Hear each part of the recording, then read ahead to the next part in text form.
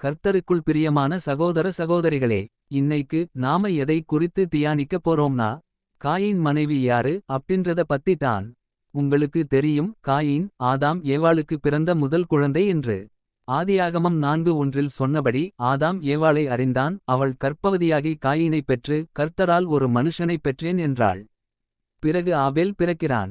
இதுக்கப்புறம் காயின் ஆபேலை கொலை செய்து விடுகிறான். இந்த விஷயமெல்லாம் நடந்து அடுத்ததா ஒரு மகன் பிறக்கிறான், அவன் பெயர் தான் சேத். அவன் பிறக்கும்போது ஆதியாகமம் 4:25 என்ன சொல்லப்பட்டிருக்குனா, காயின் கொலை செய்த ஆபேலுக்கு பதிலாக தேவன் எனக்கு வேறொரு புத்திரனை கொடுத்தார்னு சொல்றாங்க. அவனுக்கு சேத்னு பேரும் வைக்கிறாங்க. இந்த வசனத்தோட இன்னொரு தொடர்ச்சி ஆதியாகமம் 5:3 கொடுத்திருக்கு. என்னென்னா, ஆதாமிற்கு 130 வயதானபோது தன் சாயலாக தன் ரூபத்தின்படியே ஒரு குமாரனைப் பெற்று அவனுக்கு சேத் என்று பேரிட்டான் என்று நாம பார்க்கிறோம். அதாவது காயின் ஆபேலை கொலை செய்யும்போது அவங்க 2 பேருக்கும் 25 அல்லது 30 வயது இருந்திருக்கும்னு வைத்துக் கொள்வோம். அப்போ ஆதாமிற்கு வயது ஒரு 55 அல்லது 60 இருந்திருக்கும். ஆனால் ஆதாமிற்கு 130 வயதாகும் போது தான் சேத் பிறக்கிறான்.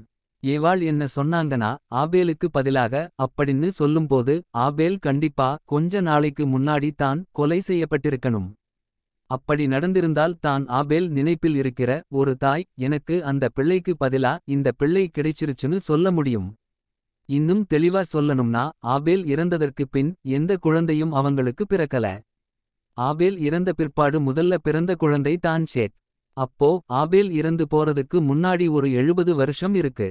அவங்களுக்கு கண்டிப்பா வேறு குழந்தைகளும் பிறந்திருப்பாங்கன்றது தான் நாம் இதுல புரிஞ்சுக்க வேண்டிய உண்மை.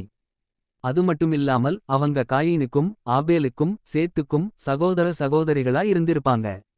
அவங்கள ஒரு சகோதரியை தான் காயின் மனைவியா தெரிந்து கொள்கிறார்.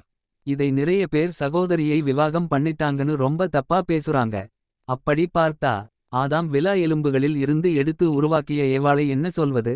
ஆதாம் சொல்றாரு ஆதியாகமம் 2:23 இவள் என் எலும்பில் எலும்பும் மாம்சத்தில் மாம்சமுமாய் இருக்கிறாள் அப்படின்னு சொல்றாரு. ஆதியில் பூமி மீது மனிதன் பெருக ஆரம்பிக்கும் முன்னே இப்படி இருந்தது. ஆனால் இப்பொழுது அப்படி இல்லை.